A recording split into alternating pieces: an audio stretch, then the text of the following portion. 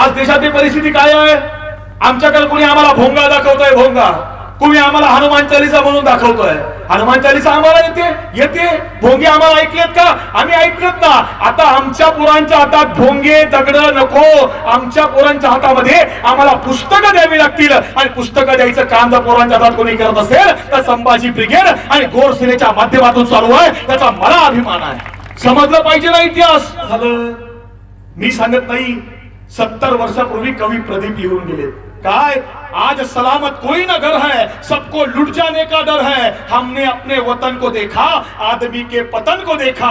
आज तो बहनों पर भी हमला होता है. दूर कहीं कोने में मजहब रोता है. अरे रोती है सलमा, रोती है सीता, रोते हैं कुरान और गीता. आज हिमालय चिल्लाता है, कहा पुराना वो नाता है. डस लिया सारे देश को जहरी नागों ने, घर को लगा दी आग घर के चिरागों ने. 70 वर्षापूर्वी सांगितलं होतं, आज खरं झालं.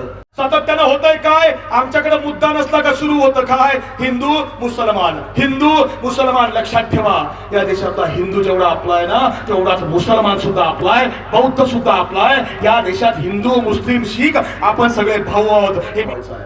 जगातला सर्वात मोठा पुरस्कार कोणता आहे? नोबेल पुरस्कार? अजिबात नाही आहे. मॅगसेस पुरस्कार कधीच नव्हता. भारत रत्न किरकोळ आहे. महाराष्ट्र भूषण तो तर आमच्याकडे कोणाला पण भेटतोय. मग जगातला सर्वात मोठा पुरस्कार कोणता आहे? वय राहिलं नाही. आता कलेक्टर होता येत नाही. आता काय व्हावं? त्यावेळी गाडगे बाबा सांगतायत, आयुष्यात काहीतरी व्हायचंय, वय राहिलं नाही, कलेक्टर होता येत नाही. अरे मग एक काम कर, कमीत कमी कलेक्टरचा बाप हो. नाही त्यांना म्हटलं साहेब राग येऊ नका, पण गाडगे बाबा सांगायचे, ज्या घरात नाही पुस्तकाचं कपाट ते घर कधी होऊ शकतं भुई सपाट. म्हणायला लागलो, जय शिवराय म्हणायला लागलो, जय भीम म्हणायला लागलो, जय ज्योती म्हणायला लागलो, जय सेवालाल म्हणायला लागलो. आता हे सगळं बाजूला राहिलं. आणि परवा एक पोरग माझ्या जवळ आलं. अरे पोरग मला म्हटलं, सर जय पबजी.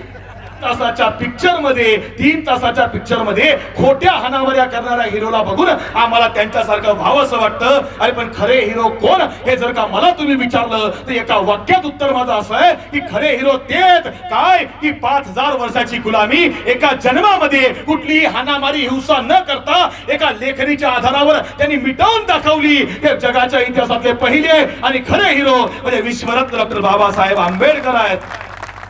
या महार वस्तीमध्ये एक काम करायचं, आजपासून आपल्या वस्तीत जायचं आणि सगळ्यांना सांगायचं की आजपासून कुणीही पाणी घ्यायला इकडं तिकडं पुणे शहरात कुठं फिरायचं नाही. मग जायचं कुठं? आजपासून ज्यालाही पाणी लागलं ना आणि आजपासून या फुलेवाड्यावर यायचं, केव्हाही यायचं आणि पाणी भरून घेऊन जायचं. आजपासून फुलेवाड्यावरचा हौद तुमच्या करता खुला झालाय.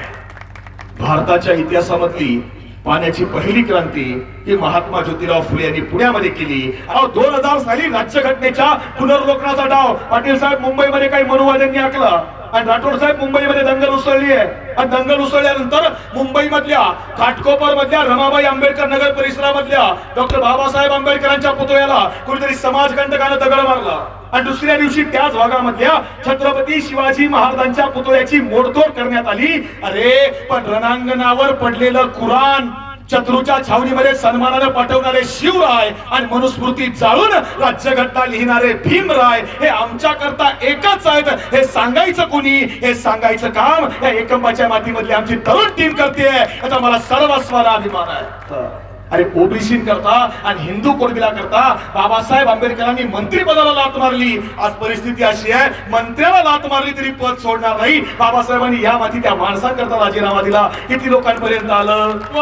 मला 1 जानेवारी 1818 नाही पण 1 जानेवारी 2018 वाईट वाटतं. शिंदे साहेब परिस्थिती अशी आहे, 1 जानेवारी 2018 भीमा कोरेगावला दंगल उसळली आणि ज्या पोरांच्या हातामध्ये लेखणी असली पाहिजे, कम्प्युटरचा माऊस असला पाहिजे, त्या पोरांनी हातामध्ये दगड घेतली आणि एकमेकाची डोकी फोडून घेतली. का? इतिहास नाही समजला.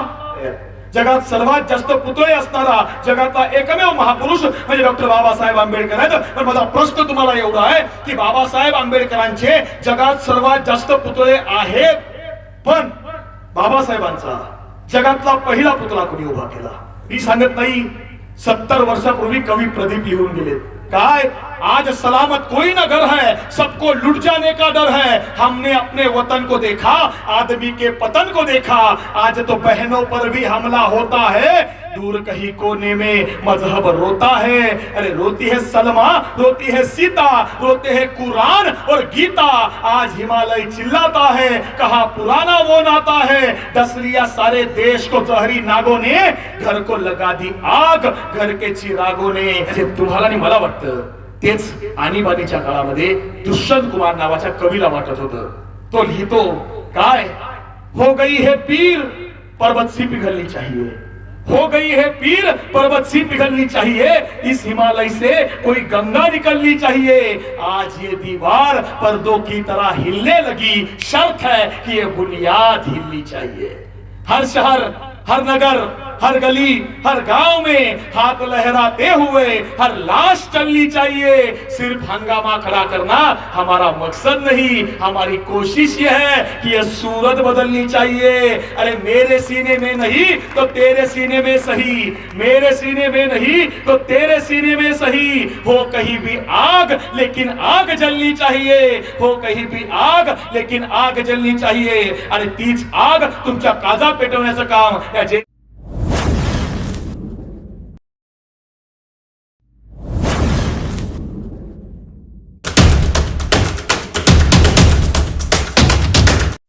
जय जिजाऊ, जय शिवराय, जय तुकोबाराय।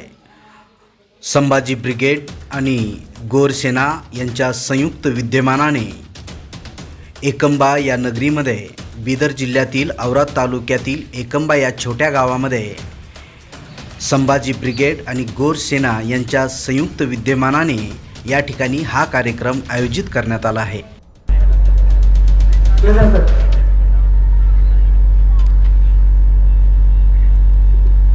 प्रज्ञाशील करुणेच्या आधारावर जगाला सर्वोत्तम धम्म देणारा बहुजनांचा पहिला राजा तथागत भगवान गौतम बुद्ध, जातीयवाद नष्ट करणारे स्त्री स्वतंत्राचे पुरस्कर्ते चक्रधर स्वामी, भागवत धर्माची पताका आपल्या खांद्यावर मिरवणारे जगद्गुरु संत श्रेष्ठ नामदेव महाराज,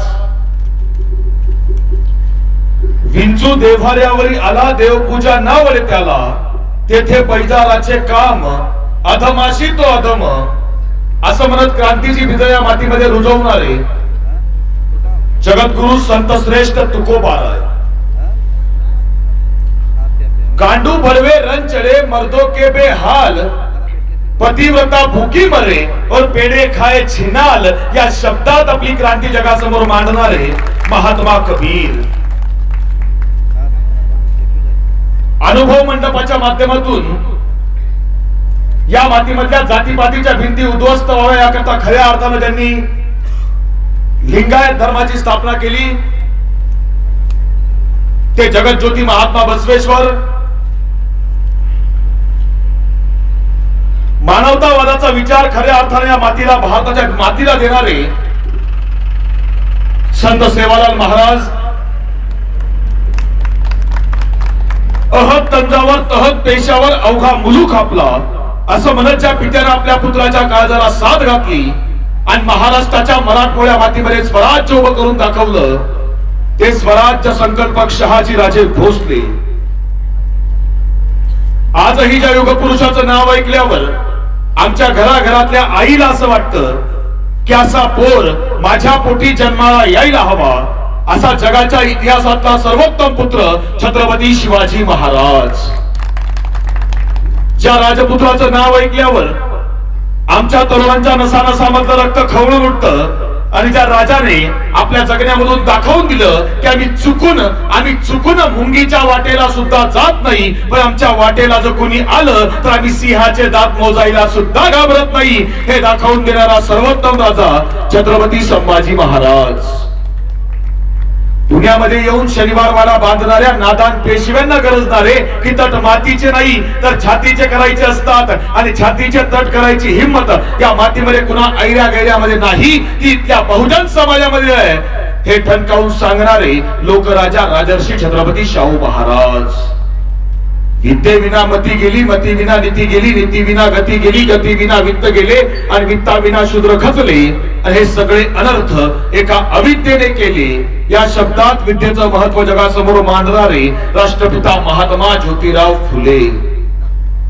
मी प्रथमता आणि अंतिमता भारतीयच आहे आणि भारतीयच राहणार असं म्हणत ज्या युगपुरुषाने भगवे, हिरवे, निळे, पिवळे असे सगळे झेंडे बाजूला सारत तिरंग्याला सर्वोच्च स्थान दिलं ते भारताचे महान सुपुत्र विश्वरत्न डॉक्टर बाबासाहेब आंबेडकर. जग बदल घालून गाव सांगून गेले मला भीमराव या शब्दात आपली क्रांती जगासमोर मांडणारे लोकशाहीर अण्णाभाऊ साठे. बाप हो, जेवणाचं ताट मोडा, पोराले कपडे घेऊ नका, बायकोले साडी घेऊ नका, पण पोराले शाळेत शिकाले धरा असा जगावेगळा संदेश देणारे राष्ट्रसंत गाडगे बाबा. शुद्ध हवा पाणी ऋतू हाच विवाहाचा मुहूर्त, बाकीचे झंझट फालतू मानतो आम्ही या शब्दात खरा विज्ञानवाद जगासमोर आणणारे आणि आज त्यांची जयंती आहे ते राष्ट्रसंत तुकडोजी बाबा, संत भगवान बाबा, राष्ट्रमाता राजमाता मासाहेब जिजाऊ, श्री शिक्षणाच्या देवता सावित्रीबाई फुले, लोकमाता अहिल्यादेवी होळकर, महामाता रमाबाई आंबेडकर, पहिल्या मुस्लिम स्त्री शिक्षिका फातिमा बीबी शेख यांच्यासह तमाम महापुरुषांना, युगपुरुषांना आणि महामातांना वंदन करून तुम्हा सर्वांच्या टाळ्यांच्या गजरात विश्वरत्न डॉक्टर बाबासाहेब आंबेडकर यांना प्रथमतः विनम्र अभिवादन करतो. आजच्या एकंबाच्या ऐतिहासिक मातीतल्या विश्वरत्न डॉक्टर बाबासाहेब आंबेडकर यांच्या 131व्या जयंती उत्सव सोहळ्याच्या निमित्तानं विचारपीठावर असणाऱ्या आजच्या कार्यक्रमाचे अध्यक्ष सन्माननीय चंद्रकांतजी शिंदे गुरुजी, आजच्या कार्यक्रमाचे उद्घाटक आणि या भागाचे नेते सन्माननीय जयसिंगजी राठोड साहेब, आमच्या समवेत या कार्यक्रमाला आलेले संभाजी ब्रिगेडचे महाराष्ट्र राज्याचे नेते सन्माननीय संकेतजी पाटील, मगाशी त्यांनी सुंदर असे विचार आपले व्यक्त केले ते सन्माननीय ऍडव्होकेट शिंदे सर, एकता फाउंडेशनच्या माध्यमातून ज्यांचं सुंदर असं काम या मातीत चालू आहे ते सन्माननीय रामास्वामी, रविस्वामी, एकीकरण समितीच्या माध्यमातून या मातीमध्ये खऱ्या अर्थाने जे काम करतायत ते सन्माननीय पृथ्वीराजजी पाटील, बिदर तालुक्याचे संभाजी ब्रिगेडचे जिल्ह्याचे अध्यक्ष आमचे मित्र खंडेरावजी रदवे, ज्यांच्या आमंत्रणाने या ठिकाणी या कार्यक्रमासाठी आलो ते मराठा सेवा संघ संभाजी ब्रिगेडच्या विचाराने या मातीत काम करणारे आमचे ज्येष्ठ बंधू सन्माननीय सतीशजी वासरे सर, सुनीलजी पाटील सर, संभाजी ब्रिगेड आणि गोर सेनेचे सर्व पदाधिकारी, कार्यकर्ते आणि या ठिकाणी उपस्थित माझ्या भावांनो, पलीकडे बसलेल्या माझ्या बहिणींनो आणि उभ्या असलेल्या माझ्या भावंडांनो. आता कार्यक्रमाला बराच वेळ झालाय. तुम्ही जसे कन्फ्युज तसे मी कन्फ्युज. आपला नंबर येतो कधी, ऐकायला मिळतं कधी, चालू होतं कधी, म्हणजे बरेच बाउंड्रीवरची तोपर्यंत सर निघून गेले. म्हणजे आमची माणसं कायम बाउंड्रीवर असतात. बरं वाटलं तर ठीक, वाद सुरू झालं लवकर तर ठीक, नाही तर पटकन आपल्या खिशातली आपली गायछाप काढायची, आपण ठोकायची, खिशात तोंडात घालायची, घरी जायचं. आमची अवस्थाच ती आहे. म्हणजे अजूनही बरीच लोक कोणी तिकडून ऐकतंय, कोणी तिकडून ऐकतंय, बरं वाटलं तर ठीक, नाही तर आपण पटकन पळून जायला मोकळे. मी नेहमी सांगतो काय झालं, सकाळची वेळ आहे, एक डोंबारी घरामधून बाहेर पडलाय, रस्त्यावर आलाय आणि रस्त्यावर आल्यावर या डोंबाऱ्यानं गळ्यामधला ढोल वाजवायला सुरुवात केली आहे. डोंबारी ढोल वाजवतोय आणि डोंबाऱ्याचं छोटस पोरग, हे पोरग नाचतंय, खेळतंय, उड्या मारतंय आणि समोर 25 फुटाची भिंत आहे. ही 25 फुटाची भिंत हे डोंबाऱ्याचं पोरग अगदी अलगद वरती चढून जातंय. आणि हे दृश्य रस्त्यावरून चालणाऱ्या एका चोरानं बघितलं. यानं बघितलं की 25 फुटाची उभी भिंत चढणार हे डोंबाऱ्याचं पोरग, हे पोरग आपल्या कामाचं आहे. तो चोर त्या डोंबाऱ्याजवळ गेला, त्याला विचारलं, काय रे बाबा, तुझं हे पोरग दिवसभर दमतं, थकतं, खेळतं, ही 25 फुटाची भिंत चढतं, तुझ्या पोराला पैसे मिळतात किती? डोंबारी म्हटलं, अरे काय, दिवसभर दमला, थकला, खेळला की 40-50 रुपये मिळतात. हा चोर म्हटला, तुझ्या पोराला 500 रुपये देतो, फक्त रात्रभर माझ्यासोबत पाठव. डोंबारी म्हटला, घेऊन जा ना, 500 देतो म्हटल्यावर काय अडचण आहे. चोरानं 500 रुपये काढले, डोंबाऱ्याच्या हातावर टेकवले, डोंबाऱ्याच्या पोरला सोबत घेतलं आणि डोंबाऱ्याच्या पोरला सोबत घेऊन हा चोर एका घराजवळ आला. रात्रीचे 12 वाजले, 12:30 वाजले, 1 वाजले आणि हा चोर या डोंबाऱ्याच्या पोराला सांगतोय, ही बघ, ही समोर भिंत आहे, भिंत 15 फुटाची आहे, भिंत वर चढायचं, वरती जायचं, वरचा दरवाजा उघडायचा, तुझं काम संपलं. हे डोंबाऱ्याचं पोरगं म्हटलं, मला भिंत चढता येत नाही. चोर म्हटलं, अरे काय खोटं बोलतो, सकाळी तर माझ्या डोळ्यासमोर 25 फुटाची भिंत चढत होता, आता ही 15 फुटाची भिंत चढायला अडचण काय आहे? डोंबाऱ्याच्या पोरानं सांगितलं, अरे हो, मी सकाळी 25 फुटाची भिंत चढत होतो, पण मी 25 फुटाची भिंत चढत असताना माझा बाप ढोल वाजवत होता, कारण जोपर्यंत बाप ढोल वाजवत नाही तोपर्यंत मला वरती चढता येत नाही. आमच्या लोकांची अवस्था तशी आहे, जोपर्यंत इथं काही वाजत नाही तोपर्यंत आमची माणसं समोर येऊन बसत नाही. आता वाजायला लागलंय, त्यामुळे बाउंड्रीवर बसण्यापेक्षा जरा माणसांमध्ये येऊन बसा. कारण गेली कित्येक वर्ष झाली वासरे साहेब, जग बदललं ना, माणसं बदलली. एक काळ होता म्हणजे त्या ठिकाणी हिंदू आहेत, मुसलमान आहेत, बौद्ध आहेत, सगळ्या जाती धर्माची लोक या ठिकाणी आहेत. पूर्वी माणूस माणसाला भेटला का साहेब, राम राम म्हणायचा, राम राम म्हणायचा. हिंदू असू द्या, मुसलमान असू द्या, बौद्ध असू द्या, माणूस काळजापासून म्हणायचा. हा राम काही कोणाच्या जाहीरनाम्यामधला नव्हता राठोड साहेब, लोक मनापासून म्हणायची. जग बदललं, काळ बदलला, आमची पोरं इंग्लिश मिडियमला शिकायला लागली आणि इंग्लिश मिडियमला शिकणारी आमची पोरं मग आईला गुड मॉर्निंग करायला लागली, भावाला गुड आफ्टरनून म्हणायला लागली, बहिणीला गुड नाईट करायला लागली. काही लोक राजकारणात गेली, मग राजकारणातील लोक कोणी एकमेकाला जय श्रीराम म्हणायला लागलं, कोणी जय महाराष्ट्र करायला लागलं, कोणी जय कर्नाटक करायला लागलं. आम्ही सामाजिक चळवळीमध्ये आलो, आम्ही एकमेकाला जय जिजाऊ म्हणायला लागलो, जय शिवराय म्हणायला लागलो, जय भीम म्हणायला लागलो, जय ज्योती म्हणायला लागलो, जय सेवालाल म्हणायला लागलो. आता हे सगळं बाजूला राहिलं आणि परवा एक पोरग माझ्या जवळ आलं. अरे पोरग मला म्हटलं, सर जय पबजी.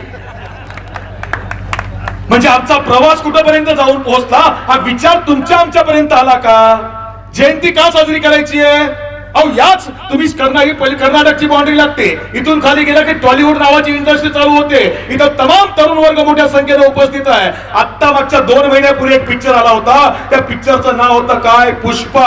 पुष्पा नावाचा पिक्चर आला आणि निम्मा भारत लंगडा चालायला लागला आणि आमची पोरं मानेवरून हात फिरवायला लागली, म्हणायला लागली झुकेगा नाही साला. प्रत्येकाला वाटायला लागलं आपल्याला काय व्हायचंय, पुष्पराज व्हायचंय, पुष्पराज. मागच्या महिन्यामध्ये दुसरा पिक्चर आला, त्या पिक्चरचं नाव होतं KGF 2. KGF 2 बघितला आणि आमच्या प्रत्येक पोराला वाटायला लागलं काय, आता आपण रॉकी बाई झालं पाहिजे, रॉकी बाई सारखं वागलं पाहिजे.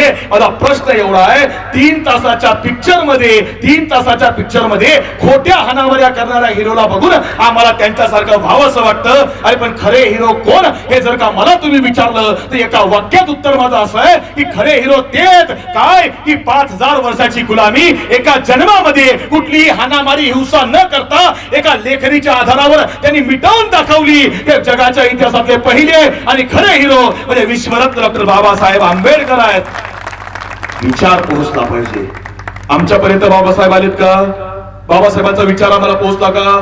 संभाजी ब्रिगेड गौर सेनेच्या माध्यमातून या ठिकाणी बाबासाहेबांचा विचार सांगायचं काम आहे. जातीपातीच्या भिंती तोडायचं काम संभाजी ब्रिगेड आणि गौर सेना करते ना, याचा खऱ्या अर्थाने अभिमान आम्हाला आहे. कारण तुम्ही जातीचे नाहीत, तुम्ही या मातीचे आहात आणि तुम्ही विचाराचे आहात. हे सिद्ध करायचं काम या एकंबाच्या मातीमधून औरा तालुक्यामधून तुम्ही करतायत. काय विचार बाबासाहेबांचा? अमेरिकेमध्ये कोलंबिया नावाचं मी तुम्हाला महाराष्ट्रातलं, कर्नाटकातलं, भारतातलं सांगतच नाही, जरा बाहेर जाऊन सांगतो. अमेरिकेमध्ये कोलंबिया नावाचं विद्यापीठ आहे. तो मॉनिटर चालू करायचा आवाज येत नाहीये मला, इकडे समोर जवळ घ्या मॉनिटर. अमेरिकेमध्ये कोलंबिया नावाचं विद्यापीठ आहे आणि या विद्यापीठाला 300 वर्ष पूर्ण झाली आणि 300 वर्ष पूर्ण झाल्यावर विद्यापीठानं ठरवलं की आपल्या विद्यापीठाला 300 वर्ष पूर्ण झालीत आणि 300 वर्षामध्ये आपल्या विद्यापीठामध्ये लाखो विद्यार्थी शिकून गेले आणि शिकून गेलेल्या लाखो विद्यार्थ्यांमध्ये कोणी अमेरिकेचा राष्ट्रपती झाला, कोणी इंग्लंडचा पंतप्रधान झाला, कोणी ऑस्ट्रेलियामध्ये परराष्ट्र मंत्री झाला, कोणी खेळाडू झाला, कोणी गायक झाला, कोणी कलाकार झाला. सगळ्या क्षेत्रात लोक गेली, जगातल्या सगळ्या क्षेत्रात लोक गेली आणि आपल्या विद्यापीठामध्ये लाखो विद्यार्थी शिकून गेले. व 300 वर्षामध्ये आपल्या विद्यापीठात शिकून गेलेल्या लाखो बुद्धिमान विद्यार्थ्यांपैकी 100 लोकांची यादी करायची. काम चालू केलं, अनेक दिवस काम चालू आहे, अनेक दिवस चाचण्या लावून बघितल्या, पडताळून बघितलं आणि सगळं पडताळल्यावर 100 लोकांची यादी कुलगुरूंसमोर ठेवली. कुलगुरूंनी 100 लोकांची यादी वाचली आणि कुलगुरू म्हटले 100 नको, आता फक्त 10च लोकांची यादी करा. माणसं म्हटले साहेब शक्य नाही, साहेब यात कोणाला नोबेल आहे, कोणाला ऑस्कर आहे, कोणाला मॅगसेस आहे, अहो कोणी पंतप्रधान आहे, कोणी राष्ट्रपती आहे, कोणी मोठा गायक आहे, कोणी मोठा कलाकार आहे, कोणी सगळ्या क्षेत्रातली माणसं आहेत. साहेब 10 नावं काढायची कशी?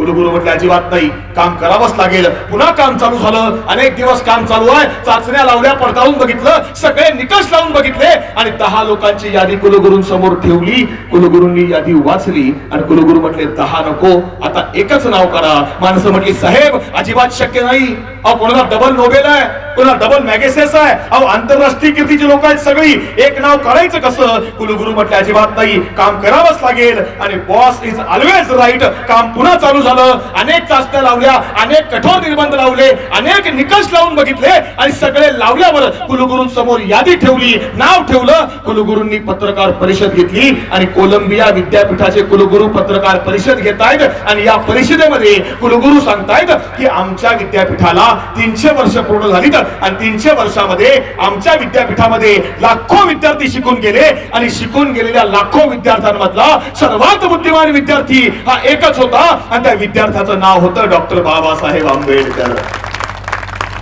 आणि विद्यापीठाने तत्कालीन राष्ट्रपती बराक ओबामा यांच्या हस्ते विद्यापीठामध्ये अमेरिकेच्या विद्यापीठामध्ये डॉक्टर बाबासाहेब आंबेडकरांचा पुतळा बसवला आणि त्या पुतळ्याच्या खाली वाक्य टाकलं काय? Doctor Babasaheb Ambedkar the symbol of knowledge. Babasaheb हे ज्ञानाचं प्रतीक आहे. कोण सांगतं? जागतिक महासत्ता आम्हाला सांगते. ते बाबासाहेब ज्या मातीत जन्माला आले त्या मातीतल्या माणसांना बाबासाहेब समजलेत का? बाबासाहेब कोणा जातीचे? बाबासाहेब कोणा धर्माचे? बाबासाहेबांनी संविधान लिहिलं, कोणाकरता लिहिलं? लक्षात ठेवा, जर तुम्ही हिंदू असाल तर तुमचा पवित्र ग्रंथ गीता असू शकतो. जर तुम्ही मुस्लिम असाल तर तुमचा पवित्र ग्रंथ हा कुराण असू शकतो. जर तुम्ही बौद्ध असाल तर तुमचा पवित्र ग्रंथ हा त्रिपिटक असू शकतो. जर तुम्ही ख्रिश्चन असाल तर तुमचा पवित्र ग्रंथ हा बायबल असू शकतो. पण जर तुम्ही भारतीय असाल तर तुमचा सर्वोच्च ग्रंथ हा भारताचं संविधानच असला पाहिजे. हा विचार तुम्हाला आम्हाला दिला गेला पाहिजे. कशा करता जयंती आहे? काय जयंती साजरी करायची? काय विचार मांडायचे? संविधान, भारतीय संविधानावर देश चालतो. ते संविधान जाहीररित्या जंतर मंतरवर जाळलं गेलं. तुमच्या आमच्यापर्यंत आलं का? का जाळलं असेल संविधान? डॉक्टर बाबासाहेब आंबेडकरांनी संविधान लिहिलं. त्याच्या आधी या मातीची अवस्था काय होती? इथला हिंदू असेल, मुसलमान असेल, शीख असेल, पारशी असेल, अस्पृश्य बहुजन समाजामधील लोक असतील, यांची अवस्था काय होती? 350 वर्षापूर्वी याच महाराष्ट्र आणि कर्नाटकच्या मातीमध्ये शहाजी महाराजांनी स्वराज्याची मुहूर्तमेढ रोवली. शहाजी महाराजांनी ही शोध पेटवली आणि छत्रपती शिवाजी महाराजांनी स्वराज्य उभं केलं. शिवाजी महाराजांनी उभं केलेलं राज्य हे कोणी एका जातीचं नाहीये, कोणी एका धर्माचं नाहीये. हे सगळ्या जातींचं, सगळ्या धर्मांचं आणि सगळ्यांना सोबत घेऊन शिवछत्रपतींनी राज्य उभं केलं. सगळ्या जाती धर्माच्या माणसाला सोबत घेतलं. पण शिवाजी महाराजांनंतर या मातीमध्ये पेशवाई आली आणि आम्हाला सांगितलं गेलं काय? कलियुगामध्ये वर्ण संकर झाला आणि 2च वर्ण शिल्लक राहिले. आणि पहिला वर्ण आहे उच्च वर्ण आणि दुसरा वर्ण आहे शूद्र. या शूद्रांची अवस्था काय होती? हे शूद्र म्हणजे कोण? तर तुम्ही आणि सगळे. मग तुमच्या आमच्या बापाला द्याला भर उन्हामध्ये नांगराला जुंपलं जायचं, पाठीवर चापकाचे फटके दिले जायचे. एवढं करून सुद्धा पोटा पाण्याचं काय? तर एक वेळ जेवायला मिळालं तर मिळालं, नाही तर ते सुद्धा नाही. या शूद्राच्या पोरांनी शिक्षण घ्यायचं नाही आणि शाळेत जायचं नाही आणि रस्त्यानं चालताना कमरेला केरसुनी बांधायची, गळ्यात मडकं टांगायचं, त्या मडक्यात थुंकायचं. म्हणजे ज्या पुण्यामध्ये मासाहेब जिजाऊंनी सोन्याच्या नांगरानं माणुसकी पेरली, त्या पुण्यामध्ये जुलमाच्या नांगरानं माणूस आडवा केला जात होता. छत्रपतींच्या पदस्पर्शानं पावन झालेला लाल महाल कधीच पडला होता आणि त्या जागेवर रगेल आणि रंगेली करता प्रसिद्ध असणारा जगातला पहिला डान्स बार म्हणजे शनिवार वाडा उभा राहिला होता. आणि त्याच पुण्यामध्ये एका युगपुरुषाने या मातीतल्या अस्पृश्य बहुजनांकरता काम करायला सुरुवात केली होती. त्या युगपुरुषाचं नाव होतं राष्ट्रपिता महात्मा ज्योतिराव फुले. महात्मा फुले या मातीतले पहिले महात्मा आहेत आणि तुमच्या आमच्या करता काम करायला सुरुवात केली आहे. काय केलंय ज्योतिबांनी? दुपारची वेळ आहे, उन्हाळ्याचे दिवस आहेत. महात्मा फुले फुलेवाड्यासमोर उभे आहेत आणि महात्मा फुलेंनी बघितलं फुलेवाड्याच्या समोरून अस्पृश्य समाजामधला एक माणूस चाललाय. खांद्यावर पोरग आहे, पोरग बेशुद्ध पडलेल्या अवस्थेत आहे, बायको पाठीमागून चालतीये. या माणसाच्या पायात चप्पल नाहीये, बाईच्या पायात चप्पल नाहीये. दोघांच्या अंगावरचे कपडे फाटलेले आहेत आणि महात्मा फुलेंनी लक्षात आलं का रडतायत दोघंही रडतायत. आणि दोघांना रडताना बघितलं आणि ज्योतिबांनी आवाज दिला, अरे ये इकडे जरा. माणूस जवळ आला. ज्योतिबांनी विचारलं काय रे? का रडतोयस रे? आणि तो सांगायला लागला, तात्या तात्या आता 3 दिवस झाले अख्ख्या वस्तीत प्यायला पाणी नाहीये. आणि तात्या पाणी पाणी करता करता अख्ख्या पुण्यात फिरलो, पण तात्या तांब्यावर पाणी प्यायला कुणी देईना. पाणी पाणी करता करता पोरगं बेशुद्ध झालं, पण तांब्यावर पाणी कोणी दिलं नाही. तात्या, जो बाप आपल्या पोराला पाणी पाजू शकत नसेल त्याला जगून काय फायदा आहे? तात्या, आत्महत्या करायला निघालो. ज्योतिबा म्हटलं, नाही रे, असं करू नको, हे चुकीचं आहे. सावित्री आईला आवाज दिला, सांगितलं, सावित्री अगं पाणी आणि यांना खायला काहीतरी आण. डॉक्टर विश्राम गोरेंना बोलवलं, त्या लहान मुलावर उपचार केले आणि त्याला विचारलं, कुठं राहतोस रे? त्याला सांगितलं, तात्या पलीकडच्या महार वस्तीमध्ये एक काम करायचं, आजपासून आपल्या वस्तीत जायचं आणि सगळ्यांना सांगायचं की आजपासून कुणीही पाणी घ्यायला इकडं तिकडं पुणे शहरात कुठं फिरायचं नाही. मग जायचं कुठं? आजपासून ज्यालाही पाणी लागलं ना त्याने आजपासून या फुलेवाड्यावर यायचं, केव्हाही यायचं आणि पाणी भरून घेऊन जायचं. आजपासून फुलेवाड्यावरचा हौद तुमच्या करता खुला झालाय. भारताच्या इतिहासामधली पाण्याची पहिली क्रांती ही महात्मा ज्योतिराव फुले यांनी पुण्यामध्ये केली आणि महात्मा फुलेंचा विचार पुढे घेऊन जायचं काम याच मातीमध्ये एका राजानं केलं. त्या राजाचं नाव होतं राजर्षी छत्रपती शाहू महाराज. मी तुम्हाला फुले शाहू आंबेडकर चळवळ का सांगतोय? कारण महात्मा फुले शाहू महाराज बाबासाहेब आंबेडकर हे या भारताचा पाया आहे. ज्या ज्या कुटुंबामध्ये ज्या ज्या आईने ज्या ज्या बापाने आपल्या मुलाला शिवराय महात्मा फुले शाहू महाराज बाबासाहेब बसवण्णा सेवालाल महाराज शिकवले, ते कुटुंब कधीही मागे राहू शकत नाही. हा या मातीचा विचार आहे, तो आम्हाला शिकून घ्यावा लागेल. महात्मा फुलेंचा विचार हा शाहू महाराजांनी पुढे घेतला आणि शाहू महाराजांनी या मातीमधल्या अस्पृश्य बहुजन वर्गाकरता काम करायला सुरुवात केली आहे. शाहू महाराजांच्या लक्षात आलं, हा समाज अडाणी आहे, त्याला शिक्षण दिलं पाहिजे, नोकऱ्या दिल्या पाहिजे. सुरुवात करायची कुठून? आपल्या वाड्यावरून. शाहू महाराजांनी अस्पृश्य समाजामधल्या माणसांना त्यांच्या वाड्यावर नोकऱ्या द्यायला सुरुवात केली आहे. आणि गंगाराम कांबळे नावाचा एक माणूस शाहू महाराजांच्या वाड्यावर कामाला आहे. दुपारची वेळ आहे, शाहू महाराज निघून गेले पन्हाळ्याला शिकारी करता आणि सांगितलं 3 दिवसांनी येणार आहे. आता गंगाराम विचार करतोय, 3 दिवस महाराज वाड्यावर नाहीत, आपलं काय काम आहे? जावं घराकडे. बरं, घरी जावं तर रिकामं कसं जावं? हांडावर पाणी घेऊन जाऊया की, बायकोला बरं वाटेल. गंगारामने हांडा उचलला, राज रस्त्यावरून निघाला आणि विचार करतोय, राज रस्त्यावरची विहीर आहे, विहिरीजवळ कोणी दिसत नाही, पटकन भरून घेऊन जाऊ निघून घराकडं. गंगाराम विहिरीजवळ आला, आजूबाजूला बघितलं, कोणी दिसत नाहीये. विहिरीजवळ हांडा ठेवला, बाजूला बादली पडली होती, दोर बांधला होता, दोर घेतला, बादली विहिरीत सोडली, सरा सरा सरा सरा बादली ओढली, हांड्यात टाकली. हांडा डोक्यावर घेणार त्याच वेळेस आजूबाजूच्या उच्चवर्णीयांनी बघितलं, गंगाराम कांबळे नावाच्या महारानं आमच्या विहिरीवर पाणी भरलंय. अरे, विहीर पाठवली की ना आमची. सगळे बाहेर आले, काठ्या काढल्या, गंगारामला एवढं मारलं, अर्ध मेलं करून सोडलं. 3 दिवसांनी शाहू महाराज वाड्यावर आले. शाहू महाराजांना बातमी समजली आहे. शाहू महाराजांनी गंगारामला बोलावणं धाडलं, विचारलं काय झालं रे? गंगाराम सांगतो, महाराज काही नाही बघा, त्या राज रस्त्यावरच्या विहिरीचं हांडावर पाणी भरलं म्हणून एवढं मारलंय बघा. शाहू महाराज म्हटले, एक काम करायचं, आजपासून तू इथं वाड्यावर कामाला यायचं नाही. गंगाराम रडायला लागला, म्हटलं, महाराज विहिरीवरचं पाणी भरलं म्हणून त्यांनी मारलंय, तुम्ही नोकरीवरून काढलं तर मी गरीबानं जगायचं कसं? महाराज, गरीबावर अन्याय नको. त्यावेळी शाहू महाराज सांगतायत, वेड्या, तुझ्यावर अन्याय करत नाही रे, तुला क्रांतीची संधी देतोय. गंगाराम विचारतोय, महाराज म्हणजे काय? त्यावेळी शाहू महाराज सांगतायत, अरे, ज्या राज रस्त्यावरच्या विहिरीवरचं पाणी भरलं म्हणून यांनी तुला मारलंय ना, त्या राज रस्त्यावर मी तुला हॉटेल चालू करून देतो, तू हॉटेल चालवायची. गंगाराम म्हणतो, महाराज, अहो माझ्या हातचा चहा प्यायला येणार कोण आहे? त्यावेळी शाहू महाराज सांगतायत, गंगाराम, तुझ्या हातचा चहा प्यायला दुसरं कोणी नाही आलं ना, चालेल, हा छत्रपती तुझ्या हॉटेलवर चहा प्यायला येणार आहे, तू हॉटेल चालू कर. आणि कोल्हापूरच्या राज रस्त्यावर हॉटेल चालू झालं. नाव ठेवलं सत्य सुधारक. महात्मा फुलेंचा विचार आहे. हॉटेल चालू झालं, लोक येत नव्हती, सामान्य जनता येत नाही. शाहू महाराजांनी काय केलं? शाहू महाराज रोज सकाळी आपल्या गाडीत निघायचे, सगळे जहागीरदार, आमीर, उमराव, वतनदार सगळे गाडीत बसवायचे. ती गाडी गंगारामच्या हॉटेल समोर आणायचे आणि गंगारामला आवाज द्यायचे, ए गंगाराम, आण सर्वांना चहा. आणि गंगारामच्या हातचा चहा शाहू महाराज सर्वांना पाजायचे. पण सामान्य जनता येत नव्हती, लोक येत नव्हते. शाहू महाराजांनी शासकीय आदेश म्हणजे GR काढला की ज्यांना कोणाला माझी भेट घ्यायची आहे, ज्यांना कोणाला मला भेटायचं आहे, त्यांनी उद्यापासून मला भेटायला माझ्या वाड्यावर यायचं नाही. म्हणजे मग त्यांनी मला भेटायला उद्यापासून रोज सकाळी गंगारामच्या हॉटेलवर यायचं, माझ्याकडून फुकट चहा प्यायचा आणि आपलं काम करून न्यायचं. लोक यायला लागले, समाज बदलायला लागला, परिवर्तनाचा बिगुल वाजायला लागला. आणि एके दिवशी दुपारच्या वेळेला शाहू महाराज वाड्यावर बसले. एक माणूस धावत आला, मुजरा केला आणि सांगितलं, महाराज एक बातमी कानावर आली आहे. म्हणजे काय? महाराज एक दलिताचा पोर आहे, त्याचं नाव आहे भीमराव रामजी आंबेडकर. हा पोरगा अमेरिकेमध्ये MA PhD होऊन भारतात परत आलाय. शाहू महाराजांच्या अंगावर काटा आला. गरीबाचं पोर, दलिताचं पोर अमेरिकेत जावं, डॉक्टरेट मिळवावी, अरे समाज क्रांती आहे. कुठे कुठे बाबासाहेब?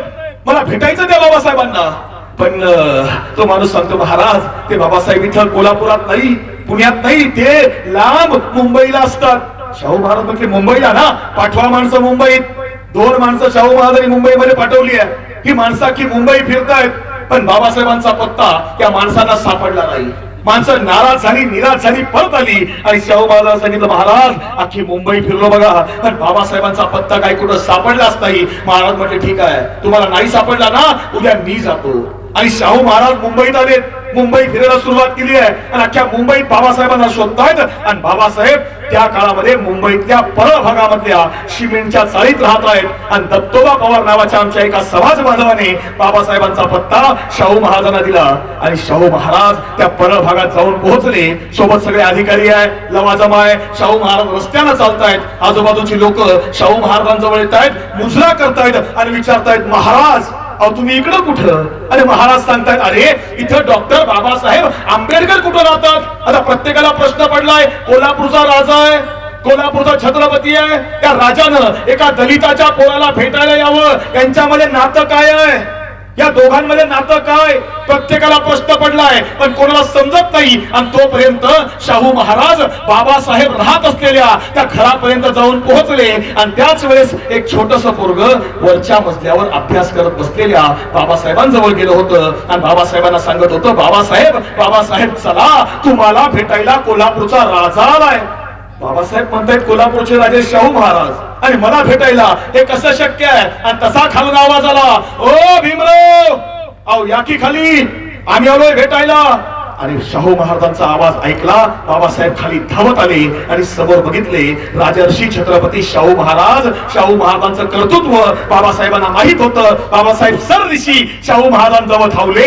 शाहू महाराजांनी बाहू फैलावले आणि शाहू महाराजांच्या मिठीमध्ये बाबासाहेब सामावले गेले. मिठी घट्ट झाली, दोघांच्या डोळ्यामधून अश्रूंची धार लागली आहे आणि बऱ्याच वेळानं मिठी सैल झाली. आणि तसं बाबासाहेब शाहू महाराजांना विचारतायत, महाराज तुम्ही का आलात? तुम्ही का कष्ट घेतले? तुम्ही मला एक आवाज दिला असता तर तुमच्या एका हाकेसरशी मी कोल्हापुरात येऊन दाखल झालो असतो. महाराज तुम्ही का आलात? तुम्ही राजे आहात. त्यावेळी शाहू महाराज सांगतायत, बाबासाहेब अहो आम्ही परंपरेचे राजे. बाबासाहेब अहो तुम्ही ज्ञानाचे राजे. अहो ज्ञानाच्या भेटीला परंपरा आली तर काय फरक पडतो? हे नातं आहे. मला सवाल तुम्हाला एवढा आहे, या दोघांचा वारसा सांगणाऱ्या समाजांमध्ये आज हे नातं उरलंय का?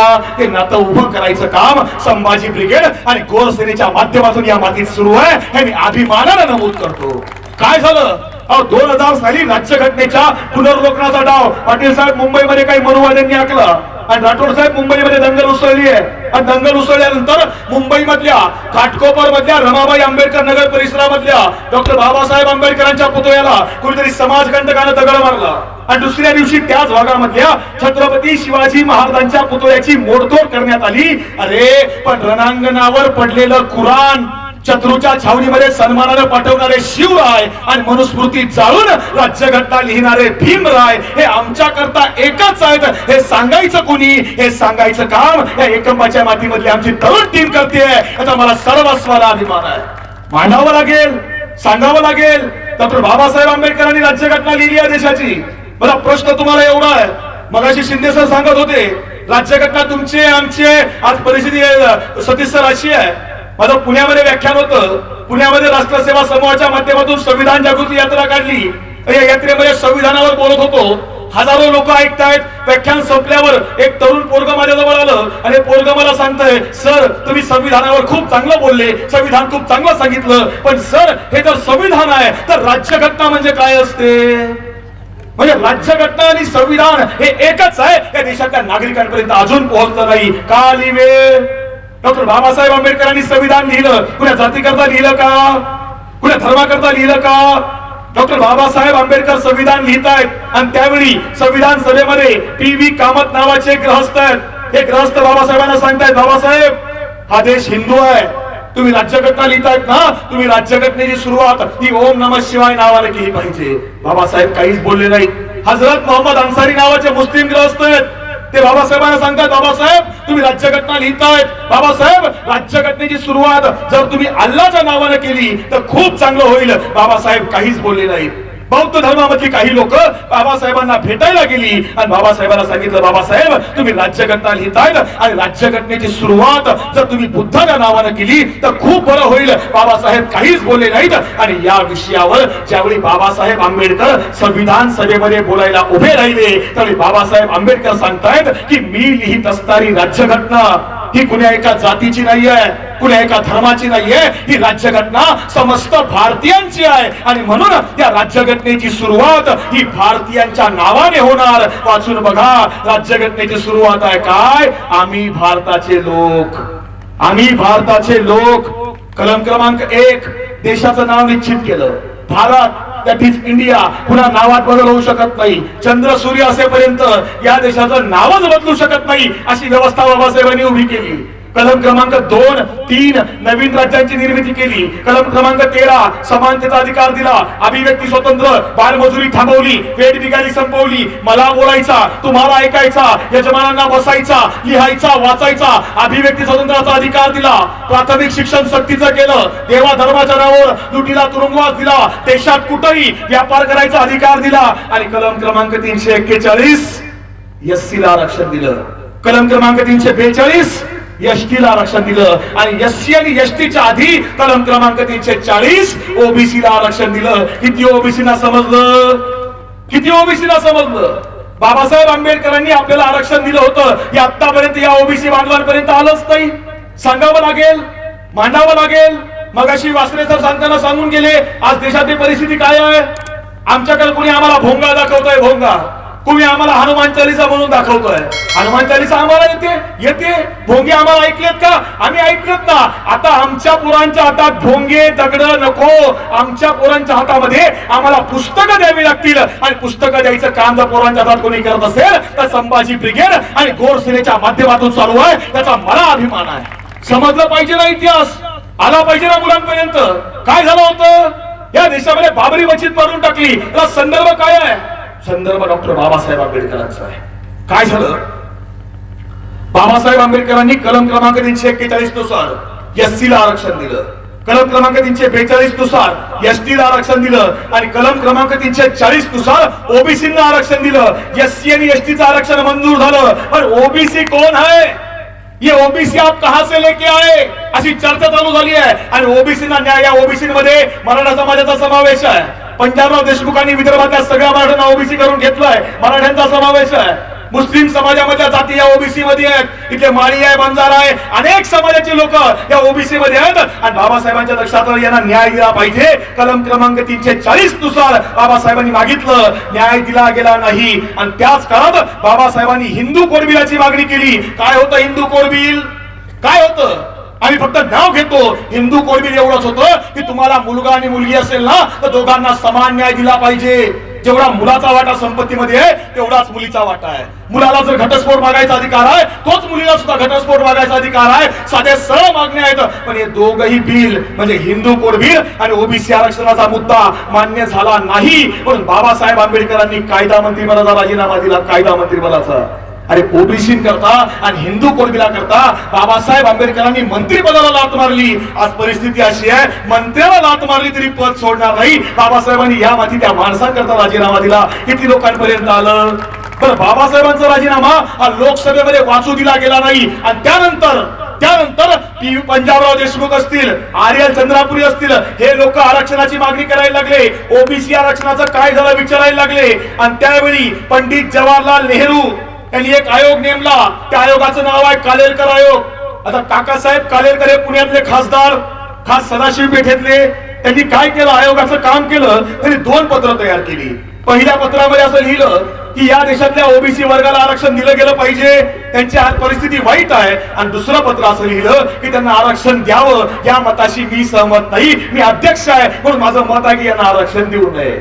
लोकसभेमध्ये दुसरंच पत्र ठेवलं गेलं, कालेलकर आयोग लागू केला गेला नाही. पंडित जवाहरलाल नेहरू गेले, लाल बहादूर शास्त्री आले, ते गेले, इंदिराजी आल्या, इंदिराजींनी आणीबाणी लावली, त्यांचा पराभव झाला. मोरारजी देसाई सत्तेमध्ये आले, लोकांनी त्यांना आरक्षणाची आठवण करून दिली. बाबासाहेब आंबेडकरांनी आम्हाला आरक्षण दिलं होतं, आरक्षण कुठं आहे? मोरारजी देसाई हुशार, ते म्हटले कालेलकर पुराना हो गया, कोई नया लेके आओ. आणि मग नवीन आयोग नेमला गेला. त्या आयोगाचं नाव आहे मंडल आयोग. आणि मंडल आयोगानं 31 डिसेंबर 1980 ला आपला अहवाल सबमिट केला. तोपर्यंत मोरारजींची सत्ता गेली, पुन्हा इंदिराजी आल्या, 10 वर्ष मंडल आयोग फेकला गेला. त्यानंतर या व्हीपी सिंग आदीवर आले आणि व्हीपी सिंगांनी या मातीमध्ये मंडल आयोग लागू केला, ओबीसीना आरक्षण द्यायला सुरुवात केली आहे. आणि राठोड साहेब, ओबीसींना मंडल आयोग लागू होऊ नये म्हणून या देशामध्ये लालकृष्ण अडवाणींनी कमंडल यात्रा काढली. कमंडल यात्रा हा जो राजकीय वनवास आहे ना, हे काही कशामुळे आहे? मार्गदर्शक मंडळ मध्ये जे फेकलंय ना, ही पापाची फळं आहेत का? ओबीसीच्या मंडल आयोगाला विरोध म्हणून कमंडल यात्रा काढली गेली. कमंडल यात्रा देशभर फिरायला लागली, देशभरात दंगल चालू झाली. आणि या मातीमध्ये सगळा वर्ग एकत्र आला होता. मंडलच्या निमित्तानं काय झालं? या मातीतला मराठा आहे का? मराठा समाजाचा समावेश त्या मंडल आयोगामध्ये आहे, मुस्लिम समाजाचा समावेश त्यामध्ये आहे, ओबीसीचा समावेश त्यामध्ये आहे. आणि हे सगळे एकत्र आले. महाराष्ट्रातल्या 377 जाती आणि भारतातल्या 3477 जाती या मंडळानं एकत्र केल्या. आणि ज्यावेळी या देशातला ओबीसी, या देशातला मराठा, मुस्लिम, या देशातले दलित हे एकत्र आले. दलित बांधवांचा समावेश मंडळामध्ये नव्हता, पण दलित बांधव सगळ्यात पुढे होते मंडळ करता का? या त्यांना माहिती आहे, या ओबीसीच्या आरक्षणाची सुरुवात ही डॉक्टर बाबासाहेब आंबेडकरांनी केली होती आणि म्हणून आपण पुढे असलं पाहिजे. आंदोलन सुरू झालं आणि 18 नोव्हेंबर 1992 ला मंडल आयोग सुप्रीम कोर्टानं लागू केला. आणि त्यानंतर 15 दिवसामध्ये 6 डिसेंबर 1992 ला बाबरी मस्जिद पाडून टाकली. कोणत्या दिवशी पाडली? 6 डिसेंबर 1992. का पाडली 6 डिसेंबरला? अरे 6 डिसेंबर हा आमचा दुःखाचा दिवस आहे का? त्या दिवशी डॉक्टर बाबासाहेब आंबेडकरांचं महापरिनिर्वाण झालंय, हा आमचा दुःखाचा दिवस आहे. त्या दिवशी विजय दिन साजरा केला गेला आणि यामध्ये 40,000 दंगली झाल्या, 40,000 पोरं मारली गेली. यातली 99% ओबीसींचीच होती. बरं, त्या दिवशी दुःखाच्या दिवशी विजय दिन साजरा केला, दलित समाज बाजूला गेला, मुस्लिमांविरुद्ध दंगली चालू झाल्या, मुस्लिम बाजूला गेला, ओबीसींना समजलंच नाही आपल्यासोबत काय झालंय. आणि ते आजता काय तसंच चालू आहे. का झालं हे? कारण आम्हाला बाबासाहेबांचा विचार समजलाच नाही ना. आम्ही वाटून घेतलं सगळं. आमच्या लोकांनी सगळं वाटलं साहेब. आम्ही भाषा वाटल्या, आम्ही प्रांत वाटले, आम्ही गट वाटले, आम्ही गण वाटले, आम्ही मतदारसंघ वाटले. आमच्या लोकांनी आमचे महापुरुष सुद्धा वाटले. कसे? छत्रपती शिवाजी महाराज मराठ्यांचे, महात्मा फुले माळ्यांचे, बाबासाहेब आंबेडकर दलितांचे, अण्णाभाऊ साठे मातंगांचे, गाडगे बाबा धोबेंचे, अहिल्यादेवी धनगरांच्या, भगवान बाबा वंजारींचे, सेवालाल महाराज बंजाऱ्यांचे. आम्ही सगळं वाटून घेतलं. आम्ही निसर्गाने निर्माण केलेले रंग सुद्धा वाटले. कसे? भगवा हिंदूंचा, हिरवा मुसलमानांचा, निळा बौद्धांचा, पिवळा धनगरांचा. आमची पोरं साहेब फेसबुक वापरायला लागली आणि फेसबुकवर वादळ निर्माण करायला लागली. वादळही जातीची आहेत. कसं? कोणाचं भगवं वादळ आहे, कोणाचं हिरवं वादळ आहे, कोणाचं निळं वादळ आहे, कोणाचं पिवळं वादळ आहे. पण आम्हाला हे समजलं नाही की छत्रपती शिवाजी महाराजांनी भगवा निवडला. भगवा का निवडला? अरे भगवा त्यागाचं प्रतीक आहे, भगवा शौर्याचं प्रतीक आहे, भगवा समर्पणाचं प्रतीक आहे, म्हणून भगवा निवडला. हजरत मोहम्मद पैगंबर साहेबांनी हिरवा निवडला. हिरवा का निवडला? हिरवा समृद्धीचं प्रतीक आहे, समृद्धी आली पाहिजे म्हणून हिरवा निवडला. तर डॉक्टर बाबासाहेब आंबेडकरांनी निळा निवडला. निळा का निवडला? निळा या आकाशाचं प्रतीक आहे. हे आकाश जसं सर्वांना समान सामावून घेतं, तसं मला सर्वांना समान न्याय द्यायचा आहे, तेवढ्या करता निळा निवडला. समजलं पाहिजे ना, समाजाला आलं पाहिजे ना. मला अभिमान वाटला या तुमच्या मातेमध्ये येऊन की जयंती एवढ्या उत्साहामध्ये साजरी करतायत आपण. इथं आमच्याकडची परिस्थिती बिघडली आहे. म्हणजे आता मी जर का विचारलं की आपले सगळ्यात मोठे सण कुठले, राठोड साहेब महात्मा फुलेची जयंती आमचा सगळ्यात मोठा सण आहे, शिवजयंती आमचा सगळ्यात मोठा सण आहे, सेवालाल महाराजांची जयंती आमचा सगळ्यात मोठा सण आहे, बाबासाहेबांची जयंती आमचा सगळ्यात मोठा सण आहे. सगळेच सण बदलले. आता मी पुण्यामधून आलोय, मला जर का तुम्ही विचारलं की साहेब तुमचा सगळ्यात मोठा सण कोणता, आमचा सगळ्यात मोठा सण कुठला आहे माहितीये? 31 हॉटेल पॅक, ढाबे पॅक, बार पॅक. मागच्या 31 ची घटना आहे. 31 चा दिवस होता. रात्रीचे 12-12:30 वाजले होते आणि पोरग घरी आलं नव्हतं. आता बाप विचार करतोय 31 चा दिवस आहे, रात्रीचे 12-12:30 वाजले तर पोरग घरी आलं नाही म्हटल्यावर एक कार्ट नक्कीच कुठतरी पार्टीला गेलं असणार. आणि बाप वाट बघतोय. 12 वाजले, 12:30 वाजले, 1 वाजले, 1:30 वाजले, 2 वाजले आणि 2 वाजता पोरग हळूच डुलत डुलत लेझिम खेळत खेळत घरामध्ये आलंय. शर्ट काढला, टी शर्ट घातला, पॅन्ट काढली, हाफ पॅन्ट घातली आणि पोरग अंथरुणावर जाऊन पडलं. आता बाप विचार करतोय हे बेनं एवढ्या उशिरा आलंय म्हटल्यावर नक्कीच कुठून तरी पार्टी करून आलंय. पण हे पार्टीला कुठं केलं होतं हे जर शोधायचं असेल तर याच्या पॅन्टचे खिशे चेक करावे लागतील. आणि बापाने खुंटीवर टांगलेली पोराची पॅन्ट काढली, पहिल्या खिशात हात घातला. काय सापडलं? गायछापची पुडी, चुन्याची डबी, चैतन्य चूर्ण. सकाळी त्याच्याशिवाय काही जमतच नाही. दुसऱ्या खिशामध्ये हात घातला. काय सापडलं? दारूची बाटली, शेंगदाण्याची पुडी. बापाने पोरला उठवलं, उचललं, असं झोडलं, असं झोडलं, असं झोडलं. पोरग रडत होतं, पोरग ओरडत होतं आणि ओरडत ओरडत पोरग एकच सांगत होतं, बाबा बाबा बाबा, अहो ती माझी पॅन्ट नाही, ती तुमची पॅन्ट आहे. आणि कोणी कोणाला शिकवायचं? कोणी कोणाला सांगायचं? ही बापांची अवस्था आहे. पोरांची अवस्था त्याहून भयानक आहे. पाटील साहेब, माझं मागच्या महिन्यामध्ये औरंगाबादला व्याख्यान होतं. आता वर्षातल्या 365 पैकी किमान 200 दिवस रोज व्याख्यानाकरता संपूर्ण देशभरामध्ये आम्ही फिरतो. महात्मा फुले, शिवराय, बुद्ध, बसवेश्वर यांचा विचार मांडत फिरतो. आणि तो मांडत असताना वय वर्ष जरी 35 असलं तरी शरीराचा नट साहेब ढिल्ला झाला एवढा प्रवास रोजचा होतो. आणि हे सगळं करताना आम्ही त्या दिवशी ठरवलं की पुण्याहून निघालोय ना औरंगाबादला. साहेब मग गाडीत नाही जायचं का? शिवशाहीमध्ये जाऊ, जरा आराम होईल म्हटलो. शिवशाहीत बसलो. पुण्यामधून गाडी निघाली, अहमदनगर पर्यंत आली. अहमदनगरच्या बस स्टँडला थांबली. अहमदनगरच्या बस स्टँडला माझ्या बाजूच्या सीटावर एक म्हातारी आजी येऊन बसली. आजी सोबत तिचा नातू होता. ते पोरग आजी सोबत आलं, गाडी चालू झाली आणि ती आजीला झोपायचंय, पण तो नातू काही त्या आजीला झोपू देईना. पाण्याची बाटली फेक, आजीची पिशवी फेक, आजीची साडी ओढ, आजीला त्रास दे. आजी त्या पोराला झोपायचा प्रयत्न करते. ते पोरग काही झोपायला तयार नाही. बराच वेळ झाला तो गोंधळ सगळा बघितला आणि आजी मला म्हटली, बाळा मला जरा मदत करतो का? मी म्हटलं आजी काय करू? म्हटली हे पोरग झोपायला तयार नाही, तू एक काम करतो का? म्हटलं काय करू? म्हटलं याचे पाय तुझ्या मांडीवर घे, याचं डोकं मी माझ्या मांडीवर घेते, याला जरा थापडते म्हणजे हे पटकन झोपेल. मी म्हटलं ठीक आहे आजी, काही हरकत नाही. आजीने ते पोरग उचललं, त्याचे पाय माझ्या मांडीवर दिले, डोकं तिच्या मांडीवर घेतलं आणि त्या पोराला थापडावायला सुरुवात केली आहे. आजी त्या पोराला थापडवते आणि म्हणते, झोप रे डिप्लोमा, झोप रे डिप्लोमा, झोप रे डिप्लोमा. आता मला काही कळे ना, म्हातारी या पोराला डिप्लोमा का म्हणतीये? मी आजीला विचारलं, आजी तू या पोराला डिप्लोमा का म्हणतीये? आजी म्हटली, बाळा यो माझा नातू आहे, माझ्या पोराला डिप्लोमा करायला पुण्याला पाठवलं होतं, पोरानं डिप्लोमा काही केला नाही, पोरग यालाच घेऊन आलं म्हणून याचंच नाव डिप्लोमा ठेवलं. म्हटलं काय परिस्थिती आहे, काय द्यायचं? आमच्यापर्यंत बाबासाहेब आलेत का? बाबासाहेबांनी कुणा जातीचं काम केलं? महात्मा फुलेंनी कुणा जातीचं काम केलं? अरे काय केलं बाबासाहेबांनी? छत्रपती शिवाजी महाराजांचा स्वराज्याचा विचार संविधानामध्ये अंतर्भूत केला धर्मनिरपेक्षता नावानं. महात्मा फुलेंचं शिक्षण सक्तीचं केलं संविधानाच्या माध्यमातून. शाहू महाराजांचं आरक्षण संविधानाच्या माध्यमातून पुढे आणलं. बसवेश्वरांचा या मातीतला जाती निर्मूलनाचा विचार बाबासाहेबांनी संविधानाच्या माध्यमातून मांडला. सेवालाल महाराजांचा मानवतावादाचा विचार महात्मा बाबासाहेबांनी संविधानामधून मांडला. तुमच्या आमच्या खिशामध्ये जे पैसे आहेत ना, नोटा, रुपया, त्या रुपयाची किंमत डॉक्टर बाबासाहेब आंबेडकरांनी ठरवली. रिझर्व्ह बँकेची स्थापना ही बाबासाहेब आंबेडकरांच्या सांगण्यावरून झाली. हिराकूड, दामोदर सारखी धरणं बाबासाहेबांनी बांधून दाखवली. याच मातीमधल्या वीज आयोगाची सुरुवात ही डॉक्टर बाबासाहेब आंबेडकरांनी केली. बाळणपणाच्या काळामध्ये स्त्रियांना पगारी सुट्टी बाबासाहेबांनी मंजूर केली. कामगारांच्या कामाचे 12 तासावरून 8 तास बाबासाहेबांनी केले. पीएफ म्हणजे प्रॉव्हिडंट फंड याची सुरुवात डॉक्टर बाबासाहेब आंबेडकरांनी केली. जय भवानी जय शिवाजी या गोष्टीची सुरुवात सुद्धा डॉक्टर बाबासाहेब आंबेडकरांनी केली. आणि त्याच सोबत भारतासारख्या खंडप्राय देशाची राज्यघटना बाबासाहेबांनी लिहिली. बाबासाहेब कुणी एका जातीचे कसे, एका धर्माचे कसे, आम्हाला कोणी शिकवलं? मी सांगत नाही, बाबासाहेबांनी सांगितलेलं सांगतो. काय झालं, रात्रीचे 1-1:30 वाजले होते. बाबासाहेब अभ्यास करत बसले होते आणि रमाई जाग्या आहेत का? साहेबांना पाणी लागेल, काहीतरी मागतील साहेब म्हणून रमाई तळमळत अंतरावर पडले आहेत. आणि रात्रीचे 2 वाजले आणि 2 वाजता बाबासाहेबांच्या घराच्या दरवाजावर थाप पडली आहे. रमाई खडबडून जागा झाल्या की एवढ्या उशिरा आपल्या घरी आलाय कोण.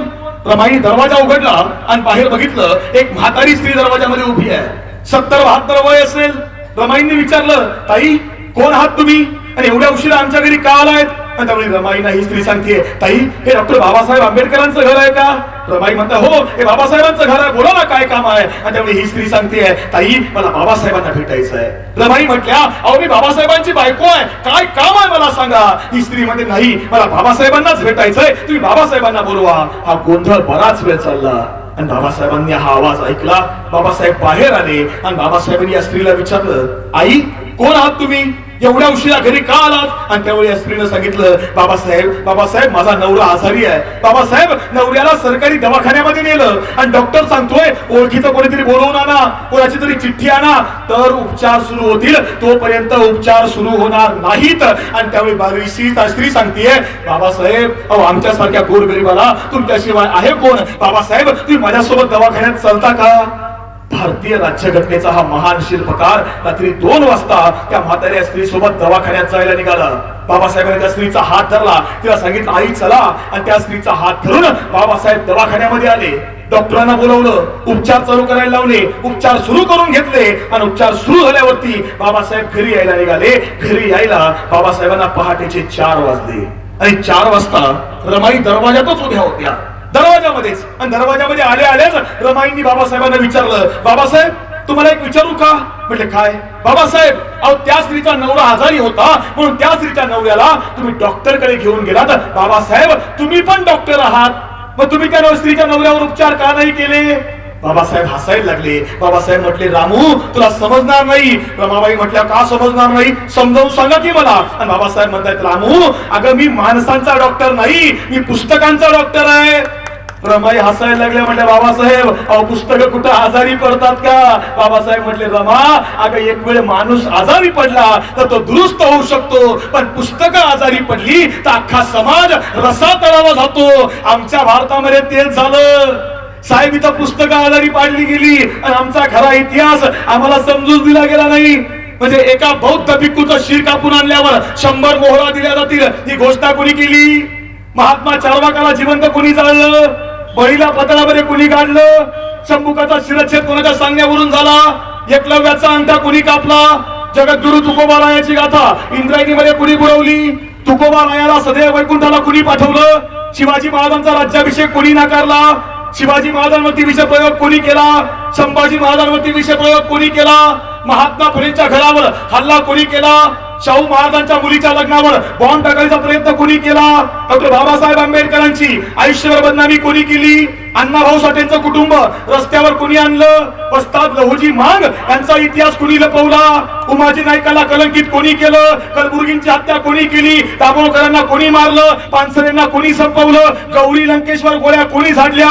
चाळायचं कधी, वाचायचं कधी, अभ्यासायचं कधी, वाचावं लागणार आहे. सातत्यानं होतंय काय, आमच्याकडे मुद्दा नसला का सुरू होतं काय, हिंदू मुसलमान. लक्षात ठेवा, या देशातला हिंदू जेवढा आपला आहे ना तेवढाच मुसलमान सुद्धा आपला आहे, बौद्ध सुद्धा आपला आहे. या देशात हिंदू मुस्लिम शीख आपण सगळे भाऊ आहोत. हे मी कर्नाटकच्या साक्षीनं का तुम्हाला सांगतो माहितीये. अरे याच कर्नाटकच्या मातीमधून शहाजी महाराजांच्या खांद्याला खांदा लावून लढणारा रुस्तमे जवान मुसलमान आहे. शिवाजी महाराजांकरता आग्र्याच्या भेटीमध्ये झोपणारा मदारी बेहतर मुसलमान आहे. संभाजी महाराजांसोबत लढणारे अनेक सैनिक मुसलमान आहे. महात्मा फुलेंना घर देणारे गफार चाचा मुसलमान आहेत. शाहू महाराजांच्या मृत्यूनंतर आंतरराष्ट्रीय कीर्तीची चित्र पंचगंगेमध्ये फेकून देणारा आबालाल रहमान मुसलमान आहे. बाबासाहेब आंबेडकरांना वेळोवेळी मदत करणारा आणि महाडच्या 14 तळ्याच्या सत्याग्रहाच्या वेळी जागा देणारा समाज हा मुसलमान आहे. अण्णाभाऊ साठेंच्या खांद्याला खांदा लावून महाराष्ट्रभर फिरणारे अमर शेख मुसलमान आहेत. तर या देशाला अन्न वस्त्रामध्ये परिपूर्ण करणारे एपीजे अब्दुल कलाम हे मुसलमान आहेत. तर पुलवामा मध्ये हल्ला झाला, 40 जवान शहीद झाले. या 40 जवानांच्या तुकडीचा कॅप्टन नावेद अहमद हा सुद्धा एक मुसलमान आहे. आम्हाला खोटा इतिहास सांगतं कोण, खोटा इतिहास पसरवतो कोण. चिंतन तुम्हाला करावं लागेल, चिंतन तुम्हाला करावं लागेल. मला 1 जानेवारी 1818 ला भीमा कोरेगाव मध्ये संघर्ष घडला. आणि 1 जानेवारी 2018ला भीमा कोरेगावला दंगल झाली. दंगल का झाली, कुणी घडवली, अख्ख्या भारताला माहिती आहे. माझा प्रश्न एवढाच आहे, मी तुम्ही तर सगळे सुज्ञ नागरिक आहात, म्हणजे हौशे नवशे गौशांपैकी हौशेने बरेचसे निघून गेले, पण ज्यांना खऱ्या अर्थानं वाटतं ना की आपल्या मुलांपर्यंत चळवळ गेली पाहिजे, ती इथं बसली. मला तुम्हाला प्रश्न आहे, इथं बसलेल्या किती बापाला वाटतं की आपल्या पोराचं नाव दंगलीमध्ये आलं पाहिजे? इथं बसलेल्या किती आईला वाटतं की आपल्या मुलांना हातामध्ये दगड घेऊन गाड्या फोडल्या पाहिजेत? कुणाला वाटत नाही. आपल्याला काय वाटतं? आपल्या मुलांना अभ्यास केला पाहिजे, आपल्या मुलांना लाल दिव्याच्या गाडीमधून अधिकारी झाला पाहिजे, आपल्या मुलांना मोठं काहीतरी केलं पाहिजे. पण हे करायचं असेल ना तर पोरांना वाचायला शिकवा, अभ्यासाला शिकवा. मला 1 जानेवारी 1818चा नाही, पण 1 जानेवारी 2018चं वाईट वाटतं. शिंदे साहेब, परिस्थिती अशी आहे, 1 जानेवारी 2018ला भीमा कोरेगावला दंगल उसळली आणि ज्या पोरांच्या हातामध्ये लेखणी असली पाहिजे, कम्प्युटरचा माऊस असला पाहिजे, त्या पोरांनी हातामध्ये दगड घेतली आणि एकमेकाची डोकी फोडून घेतली. का? इतिहास नाही समजला.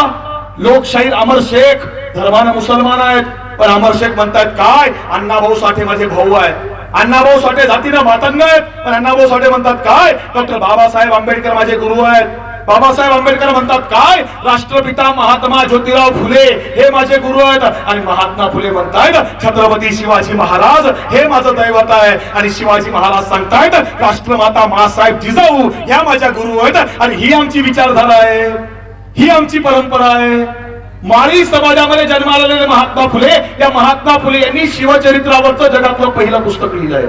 रायगडावर जाऊन महात्मा फुलेंनी शिवाजी महाराजांची समाधी शोधून काढली आहे आणि जगातली पहिली शिवजयंती महात्मा फुले यांनी चालू केली आहे. मग महात्मा फुले म्हटले होते का मी माळी आहे, शिवाजी महाराज मराठा आहेत, मी जयंती का करावी? तर महात्मा फुलेंच्या मृत्यूनंतर महात्मा फुलेंच्या पत्नी सावित्रीबाई फुले या एकट्या पडल्या.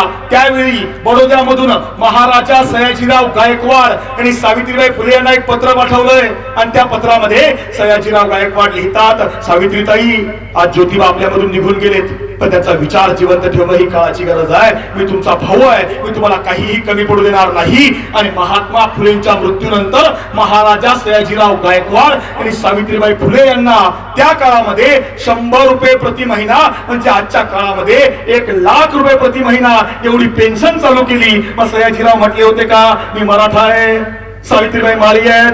तर डॉक्टर बाबासाहेब आंबेडकर याची Guinness book of world record मध्ये नोंद आहे.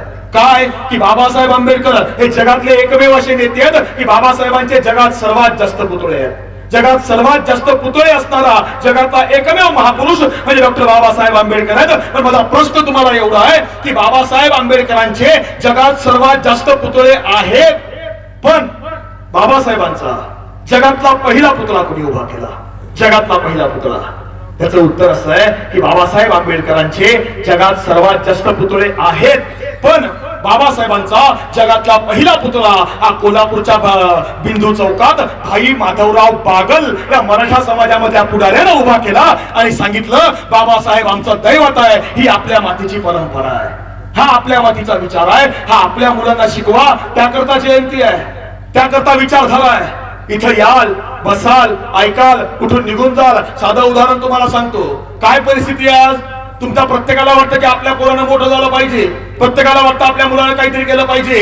ज्या मुलांनी आई बापांनी अशा चांगल्या कार्यक्रमांना पोरं आणली असतील ना, त्या आई बाप खऱ्या अर्थानं भाग्यवान आहेत. नाही तर आमच्या आई बापांचं काय नाही, पोराच्या घरी ऑनलाईन क्लासेस आहेत. ऑनलाईन ते पोरग बसलंय मोबाईल समोर, कानात हेडफोन, ती बोंडक घातलेली, समोर मोबाईल, आईलाही कळत नाही काय चाललंय, बापालाही कळत नाही काय चाललंय. आणि पोरं सुरू आहे काय, सनी लिओ आणि नुरा फतेह फॅन क्लब, पारा इतना हाय हुआ थर्मामीटर टूट गया. काही समजायलाच मार्ग नाही. आणली पाहिजेत ना पोरं चांगल्या कार्यक्रमाला. संभाजी ब्रिगेड घोरसेनेच्या माध्यमातून हा सुंदर कार्यक्रम इथे केला. मुलांना विचार समजले पाहिजेत. त्यांनी आपली पोरं आणली असतील ना, ती भाग्यवान आहेत, चांगल्या कामाला आणली. पण जर आणली नसतील ना, तर घरी गेल्यावर आपल्या पोराला सांगा, बाळा बाबासाहेब आंबेडकरांची जयंती साजरी केली आहे. संभाजी ब्रिगेड घोरसेनेच्या कार्यकर्त्यांनी एकत्र येऊन एक सामाजिक समतेचा खरा धडा या कर्नाटकच्या महाराष्ट्राच्या मातीला शिकवला आहे की बाबासाहेब कुण्या जातीचे नाहीत, बाबासाहेब कुण्या धर्माचे नाहीत, बाबासाहेब हे समस्त मानव जातीचे आहेत. हा विचार या मातीमधून द्यायचं काम केलंय. बाबासाहेब जयंती आम्ही साजरी केली, त्या जयंतीला गेलो होतो.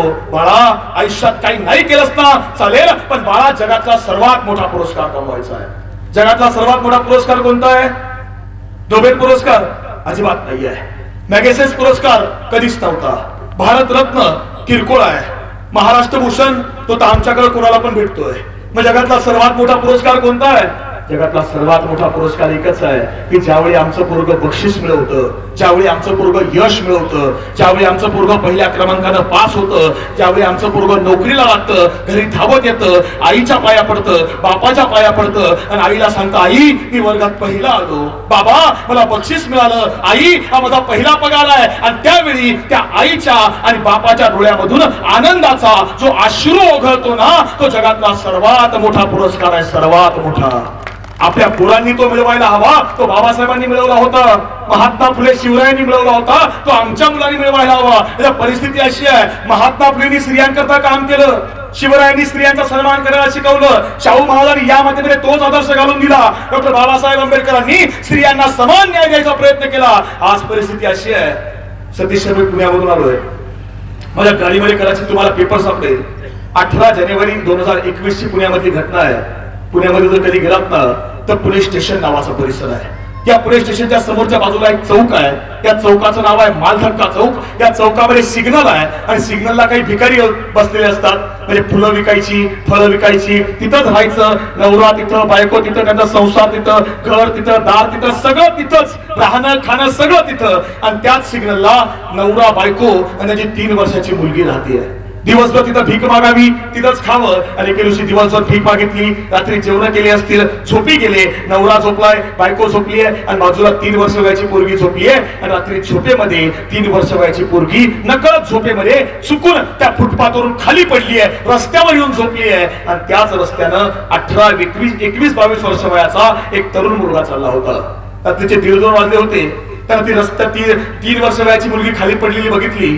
काय वाटलं कुणास ठाऊक, आजूबाजूला बघितलं, कोणी दिसलं नाही. अलगद त्या पोरीला उचललं, समोर रेल्वेचे जुने डब्बे पडले होते, त्या डब्यांपर्यंत त्या पोरीला नेलं. आणि त्यात ती पोरगी रडतीये, ओरडतीये, आरोळ्या मारतीये. तोंड दाबायला रुमाल, कपडा, कागद काही सापडत नाही, म्हणून रस्त्याच्या बाजूला टायरचा तुकडा पडला होता, तो तुकडा घेतला, त्या पोरीच्या तोंडात कोंबला, 3 वर्ष वयाच्या पोरीवर बलात्कार केला, तिला तिथंच फेकून दिलं आणि निघून गेला. 1 वर्षापूर्वीची घटना आहे. का झालं मी सांगत नाही, 70 वर्षापूर्वी कवी प्रदीप लिहून गेले. काय, आज सलामत कोई न घर है, सबको लुट जाने का डर है, हमने अपने वतन को देखा, आदमी के पतन को देखा, आज तो बहनों पर भी हमला होता है, दूर कहीं कोने में मजहब रोता है. अरे रोती है सलमा, रोती है सीता, रोते हैं कुरान और गीता, आज हिमालय चिल्लाता है, कहा पुराना वो नाता है, डस लिया सारे देश को जहरी नागों ने, घर को लगा दी आग घर के चिरागों ने. 70 वर्षापूर्वी सांगितलं होतं, आज खरं झालं. काय परिस्थिती आहे, काय द्यायचंय मुलांना, का आलाय एकत्र एवढ्या संख्येने तुम्ही? साधं उदाहरण तुम्हाला सांगतो, भावांनो बहिणींनो, आपण डॉक्टर बाबासाहेब आंबेडकरांना आदर्श मानतो. आणि बाबासाहेब आंबेडकर त्या काळामध्ये गाडगे बाबांना आदर्श मानायचे. गाडगे बाबा कधी शाळेत न गेलेला माणूस, शाळा न शिकलेला माणूस, आणि गाडगे बाबा एका गावात कीर्तना करता आले. कीर्तनाचा वेळ आहे, सायंकाळ झाली आहे. गाडगे बाबा मंदिरामध्ये गेले, परिसर साफ केला आणि गाडगे बाबा मंदिरात जाणार तसा अंधार पडलाय. आणि या माणसानं गाडगे बाबांचा हात पकडला आणि गाडगे बाबांना सांगितलं, बाबा थांबा, मंदिरात जाऊ नका. म्हटलं का? बाबा मंदिरामध्ये अंधार आहे, मी दिवा आणतो, देव दिसला तर पाहिजे. गाडगे बाबांनी या माणसाचा हात पकडला आणि त्याला विचारलं, अरे बाबा तुझा देव बघाले जर दिवा लागते तर देव मोठा का दिवा मोठा रे? हा माणूस म्हणतो, बाबा तुम्हाला एवढं माहिती आहे, मग मला एक सांगा. म्हटलं काय? बाबा मला आयुष्यात काहीतरी व्हायचंय, मी काय व्हावं? ते गाडगे बाबा सांगतायत, आयुष्यात काहीतरी व्हायचंय ना, अरे मग कलेक्टर हो. हा माणूस म्हटला, बाबा नाही, आता वय राहिलं नाही, आता कलेक्टर होता येत नाही, आता काय व्हावं? त्यावेळी गाडगे बाबा सांगतायत, आयुष्यात काहीतरी व्हायचंय, वय राहिलं नाही, कलेक्टर होता येत नाही, अरे मग एक काम कर, कमीत कमी कलेक्टरचा बाप हो. आम्हाला ते व्हावं लागेल. आम्हाला नाही होता आलं ना, आपल्या पोरांना करा. आणि ते करायचं असेल तर वाचायला शिकवा, अभ्यासायला शिकवा.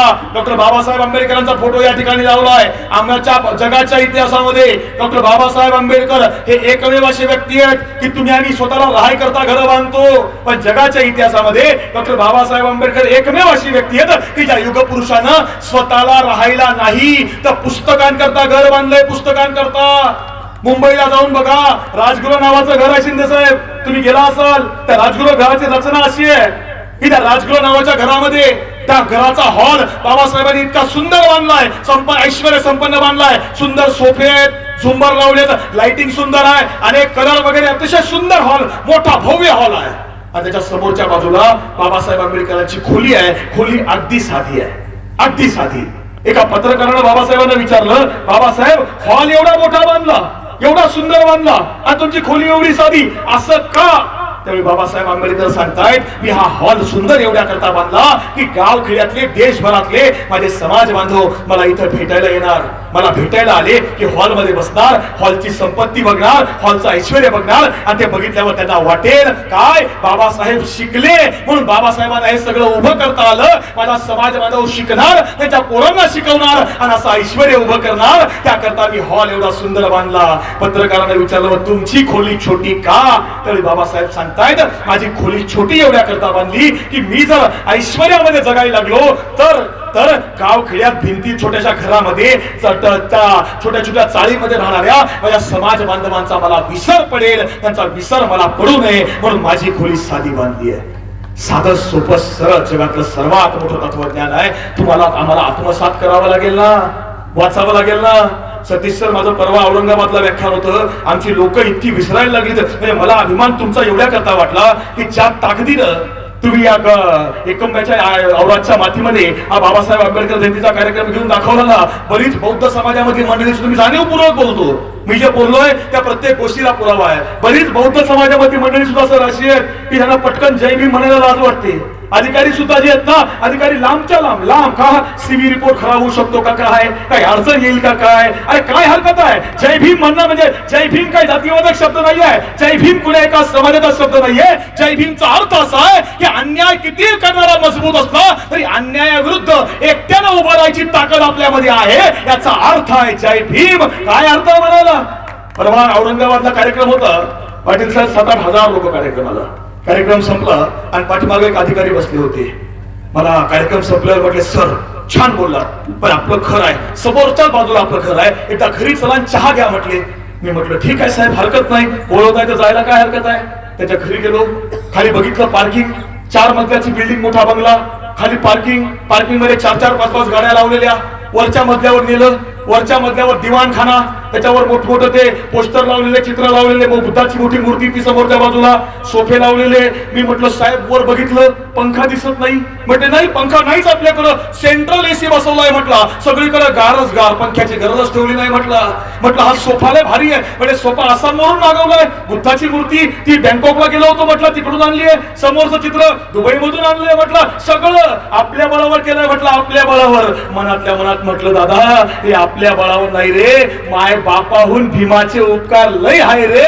आपण खातो त्या भाकरीवर बाबासाहेबांची सही आहे रे. त्याला म्हटलं मनातल्या मनात बोललो नाही आणि सगळ्यात शेवटी त्याला विचारलं, साहेब घर एवढं सुंदर बांधलंय, एखादं पुस्तकाचं कपाट असेल ना घरामध्ये, पुस्तकाचं कपाट. ते म्हटलं म्हणजे काय असतं? म्हटलं पुस्तकं, पोरांना वाचायला पुस्तकाचं कपाट. म्हटलं नाही, तसं आपल्या घरामध्ये काहीच नाही. त्यांना म्हटलं साहेब राग येऊ देऊ नका, पण गाडगे बाबा सांगायचे, ज्या घरात नाही पुस्तकाचं कपाट ते घर कधी होऊ शकतं भुई सपाट. त्यामुळे माझी तुम्हाला विनंती आहे, तुमच्या घरात पंखा, एसी, कूलर काही नसलं ना, माझ्या माता भगिनींनो, तुम्ही एवढ्या वेळापासून इथं बसताय, मी तुमच्याकडे बघतोय सातत्यानं, मला तुमचा अभिमान आहे. तुम्ही जिजाऊ, रमाई, सावित्रीबाई, अहिल्यादेवीच्या वारसदार आहात. एक करा, घरात दुसरं काही नाही केलं ना चालेल, तुमच्या पोरांना वाचायला पुस्तकं ठेवा.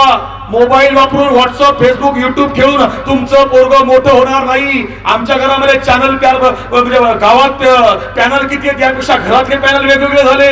म्हणजे बाप फेसबुकला आहे, पोरगी इंस्टाग्रामला आहे, पोरग ट्विटरवर आहे, आईचे रील्स बनवणं चालू आहे. सायंकाळ झाली का प्रत्येक घरामधलं वातावरण साहेब एवढं बिघडलंय की मला माहित नाही तुमच्याकडे कर्नाटकमध्ये परिस्थिती काय आहे, पण पलीकडे महाराष्ट्रामध्ये आमच्याकडे अवस्था अशी आहे, संध्याकाळी 7 वाजले का प्रत्येक घरामध्ये नवरा बायको मध्ये भांडण आहे. भांडण कशावरून आहे? पोराला कुणी शिकवायचं याच्यावरून, भाजी काय करायची याच्यावरून अजिबात नाही, टीव्हीचा रिमोट कुणाकडे पाहिजे याच्यावरून भांडण आहे. म्हणजे कसं, अख्खा प्रवास टीव्हीवर आहे. लग्नाच्या आधी रंग माझा वेगळा, लग्न ठरलं, जीव तुझ्यात जीव रंगला. पहिल्या वर्षी रात्रीच खेळ चाले, 2 वर्षाने मुलगी झाली हो, 5 वर्ष झाले आई कुठं काय करते, 10 वर्षाने सुख म्हणजे नक्की काय असतं, 15 वर्षाने एका लग्नाची दुसरी गोष्ट, 20 वर्ष झाले चला हवा येऊ द्या, 25 वर्ष झाले जी गौरव पुरस्कार, संपलं सगळं. अख्खा प्रवास टीव्हीवर आहे, अख्खा प्रवास कुठेतरी थांबलं पाहिजे. आणि थांबायचं असेल ना तर एक काम करा, आपल्या पोरांना वाचायला शिकवा, आपल्या पोरांना अभ्यासायला शिकवा. मी महाराष्ट्रातला नव्हे तर भारतातला एकमेव वक्ता असा आहे की जो रोज माझ्या गाडीत पुस्तकांचा स्टॉल घेऊन फिरतो. का? मला माहिती आहे, मला माहिती आहे आमच्या लोकांचं दुर्दैव एवढं आहे की आमची माणसं जर समजा एकंब्यामध्ये दारू भेटली नाही ना औरादला प्यायला जाणार, औरादला नाही भेटली ना उदगीर पर्यंत जाणार, पण 90 घेणारच, पण पुस्तकं घ्यायला कधी पुस्तकाच्या दुकानात जाणार नाही. दूध विकणारा घरोघरी दूध विकत फिरतोय आणि पुस्तकं विकणारा एसी दुकानामध्ये बसून दारू विकणारा एसी दुकानात बसून दारू विकतोय. अरे महत्वाचं काय आहे हेच समाजाला समजलं नाही ना. राठोड साहेब समजलंच नाही, वाचलंच नाही, समजणार कसं आहे? त्यामुळे समजून घ्या, आपल्या मताची किंमत आहे ना, आपल्या मताची किंमत 500 रुपये दारूची बाटलीवर नाही. आपल्या मताचा अधिकार ज्यावेळी आपल्याला समजेल ना त्यावेळी चांगले लोकप्रतिनिधी निवडून द्या, जे आपल्याकरता वेळ देतात, आपल्या सोबत सामील होतात, ते आपले असतात. हा विचार तुम्हाला करावा लागेल, समजून घ्यावं लागेल. तेवढ्या करता जयंती उत्सव समिती आहे. आज मी तुमच्या समोर बोलतोय, काय यायचं मी तरी काय यावं? मी रोज एका गावात फिरायचंय, मी एका कॉलेजला पगार याला नोकरीला आहे, चांगला पगार आहे, कुटुंब आहे, तुम्ही काहीतरी मला मानधन द्याल, पण तुमच्या मानधनावर माझं घर चालेल एवढ्या करता अजिबात नाही, तो माझा व्यापार नाही. प्रश्न एवढा आहे. अरे भावांनो बहिणींनो, आज रोजी आम्ही शिवनिश्चल सेवाभावी ट्रस्ट नावाची एक संस्था मागच्या 8 वर्षापासून मी चालवतो. या संस्थेच्या माध्यमातून आज रोजी माझ्याकडे आई वडील नसणारी 126 अनाथ पोरं दत्तक आहेत. ज्या शेतकऱ्यांनी आत्महत्या केल्या त्या शेतकऱ्यांची आणि ज्या गोरगरीब बहुजन समाजामधल्या आई वडील मरण पावले त्यांची मुलं सांभाळायचं काम मागच्या 8 वर्षापासून करतो. माझ्या वयाकडे जाऊ नका, 126 मुलं मला आहेत, माझ्या 4 पोरींची लग्न झालीत आणि माझ्या संस्थेला एक नातू सुद्धा आहे. हे आमचं 8 वर्षामधलं काम आहे. व्याख्यानाच्या मानधनामधून आलेल्या धम्मदानमधून या सगळ्यामधून आम्ही हे काम चालवतो आणि त्याच करता रोज एका गावात जावं लागतं. हे तुम्ही करू शकत नाही ना, ते आम्ही करतो. तुमच्या भागात कुठेही आई वडील नसणारी अनाथ मुलं असतील ना त्याचा संपर्क आमच्याकडे करून द्या. त्या मुलांचं संपूर्ण शिक्षण संस्थेच्या माध्यमातून आम्ही करू. मुलगी असतील ना त्या लग्नाची जबाबदारी आम्ही घेऊ. तुम्ही एक करा, तुम्ही तुमच्या मुलांना वाचायला शिकवा, तुमच्या मुलांना अभ्यासायला शिकवा, तुमच्या मुलांना मुलींना चांगलं शिक्षण द्या. मुलांच्या हातामध्ये दगड देऊ नका, मुलांच्या हातामध्ये भोंगे देऊ नका, मुलांना हिंदू मुस्लिम वादात अडकवू नका. आपल्या मुलांना उच्च शिक्षण द्या, डॉक्टर करा, वकील करा, इंजिनियर करा, आमदार करा, खासदार करा, चांगल्या पदावर पोरं पोचवा. आणि तीच खऱ्या अर्थानं डॉक्टर बाबासाहेब आंबेडकरांना सुमनांजली, श्रद्धांजली, आदरांजली असणार आहे. तेवढ्याकरता जयंती उत्सव सोहळा आहे आणि या जयंती उत्सव सोहळ्याची सुरुवात या मातीमध्ये सर आमचे स्नेही सन्माननीय सतीश वासरे सर असतील, सुनील पाटील सर असतील, सगळेच त्यांचे सहकारी. म्हणजे त्यांचं नाव घेतलं तरी सगळ्यांचं नाव घेतल्यासारखं आहे, संपूर्ण तालुक्याचं नाव घेतल्यासारखं आहे अशी माझी भावना आहे. मराठा सेवा संघ, संभाजी ब्रिगेड, गोर सेना त्या सर्वांच्या माध्यमातून या ठिकाणी हा कार्यक्रम घेतला. सन्माननीय जयसिंग राठोड साहेब या कार्यक्रमाला आहेत, सन्माननीय अध्यक्ष शिंदे सर या ठिकाणी आहेत, ऍडव्होकेट शिंदे साहेब आहेत, आमचे संकेत चव्हाण साहेब आहेत, स्वामी सर या ठिकाणी आहेत, पृथ्वीराज पाटील सर या ठिकाणी आहेत, त्याचसोबत आमचे खंडेराव रणदिवे या ठिकाणी आहेत. सगळेच विचारपीठावरचे मान्यवर या सर्वांचं मनपूर्वक ऋण व्यक्त करतो आणि तुम्हाला विनंती करतो की पाठीमागं गाडी लागली आहे, गाडीमध्ये पुस्तकांचा स्टॉल आम्ही उपलब्ध करून दिलाय. आपल्या पोरांना वाचायला शिकवा, अभ्यासायला शिकवा. आपल्या लक्षात ठेवा, कोणताही माणूस तुम्हाला जर भेटला तो कोणीही तुम्हाला असं विचारणार नाही की किती पैसा कमवला या वर्षी, घर केवढं मोठं आहे, कोणी विचारत नाही. पण प्रत्येक जण तुम्हाला एकच प्रश्न विचारणार, काय तुमचा मुलगा काय करतो, तुमची मुलगी काय करते, काय उत्तर द्यायची. लक्षात ठेवा, संपत्ती कमवण्यापेक्षा जगातली सर्वात मोठी संपत्ती जर कुठली असेल ना तर ही तुमची संतती आहे. आणि संतती जर चांगली असेल तर संपत्तीची गरज नाही, आणि संतती चांगली नसेल तर संपत्ती किती कमवून ठेवा ती शून्य होणार आहे. त्यामुळे चांगली संतती कमवावी लागेल आणि त्याकरता वाचावं लागेल. त्यावेळेस माझ्यासारखा वक्ता इथं बोलायला लागतो, त्यावेळी तुम्हाला वाटतं नाही आपल्याही मुलांना असं बोललं पाहिजे. काय फरक आहे तुमच्यामध्ये आणि आमच्यामध्ये? ही माणसं वरती समोर बसली आहे, तुम्ही सगळे एवढे खाली बसलाय, काय फरक आहे? फरक काहीच नाही आहे. फरक एवढाच आहे, 4 पुस्तकं जास्त वाचली म्हणून माणसं वरती येऊन बसली. भविष्यात आपण वरती यावं, आपल्या पोरांना वरती यावं, हे ज्या आईला ज्या बापाला वाटतं ना त्यांनी आपल्या पोरांना वाचायला शिकवा. अभ्यासाला शिकवा. आणि त्याच करता जयंती आहे. आणि ती जयंती या मातीतल्या माझ्या ज्या तरुणांनी ज्या मित्रमंडळानं संभाजी ब्रिगेड घोर सेनेनं आयोजित केली त्यांचं एकदा टाळ्यांच्या जोरदार कडकडाटामध्ये पुन्हा एकदा स्वागत करूया. आणि मी त्या सगळ्यांना सांगतो, तुम्ही जयंती इतकी सुंदर साजरी केली, तुमचा प्रचंड अभिमान आहे मला. आणि म्हणून जे तुम्हाला वाटतं ना साहेब, तेच मला वाटतं. आणि जे तुम्हाला आणि मला वाटतं तेच आणीबाणीच्या काळामध्ये दुष्यंत कुमार नावाच्या कवीला वाटत होतं. तो लिहितो काय, हो गई है पीर पर्वत सी पिघलनी चाहिए, हो गई है पीर पर्वत सी पिघलनी चाहिए, इस हिमालय से कोई गंगा निकलनी चाहिए. आज ये दीवार पर्दों की तरह हिलने लगी, शर्त है कि ये बुनियाद हिलनी चाहिए. हर शहर, हर नगर, हर गली, हर गांव में हाथ लहराते हुए हर लाश चलनी चाहिए. सिर्फ हंगामा खड़ा करना हमारा मकसद नहीं, हमारी कोशिश यह है कि यह सूरत बदलनी चाहिए. अरे मेरे सीने में नहीं तो तेरे सीने में सही, मेरे सीने में नहीं तो तेरे सीने में सही. हो कहीं भी आग लेकिन आग जलनी चाहिए, हो कहीं भी आग लेकिन आग जलनी चाहिए. आणि तीच आग तुमच्या काजा पेटवण्याचं काम या जयंतीच्या माध्यमातून केलं. इथं मला मागच्या वेळी सुद्धा शिवजयंतीच्या करता मला वाटतं 7-8 वर्षापूर्वी आपण बोलवलं होतं. आजही डॉक्टर बाबासाहेब आंबेडकर जयंतीच्या निमित्तानं आपण या ठिकाणी बोलवलं. मी आपलं मनपूर्वक ऋण व्यक्त करतो. आणि या औराद तालुक्यातल्या संभाजी ब्रिगेड, घोर सेना आणि तमाम चळवळीतल्या कार्यकर्त्यांना मी आवाहन करतो की तुम्ही मागच्या वेळी बोलवलं तेव्हाही मी आलो, आजही बोलवलं तेव्हाही मी आलो. आणि इथून पुढच्या काळात मी काही राजकीय कार्य माणूस नाही, कारण कधी कधी राजकीय लोकांचे शब्द खोटे ठरतात, पण सामाजिक चळवळीमधला मी कार्यकर्ता आहे, माझे शब्द खोटे ठरू शकत नाही. त्यामुळे आज मी तुम्हाला शब्द देऊन जातो की इथून पुढच्या काळात सुद्धा ज्या ज्यावेळी तुम्ही मला विचार मांडण्याकरता बोलवाल त्यावेळी मी तुम्हाला फक्त एवढंच सांगेल, काय, मी पुन्हा येईन, मी पुन्हा येईन, मी पुन्हा येईन. धन्यवाद. खूप खूप धन्यवाद साहेब. खूपच